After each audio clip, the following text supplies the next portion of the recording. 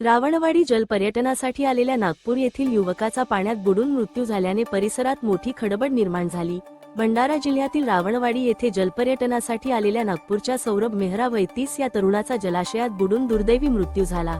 होळीच्या निमित्ताने मौजमजा करण्यासाठी 15 ते 20 मित्र नागपूरहून भंडाऱ्याला आले होते। बोटिंग करताना पाण्याचा अंदाज न आल्याने त्यांची बोट अचानक पलटली। दरम्यान इतर 5 जणांना पोहता येत असल्यामुळे त्यांनी पोहत किनारा गाठत जीव वाचवला। मात्र सौरभ याला पोहता न आल्याने तो पाण्यात बुडाला।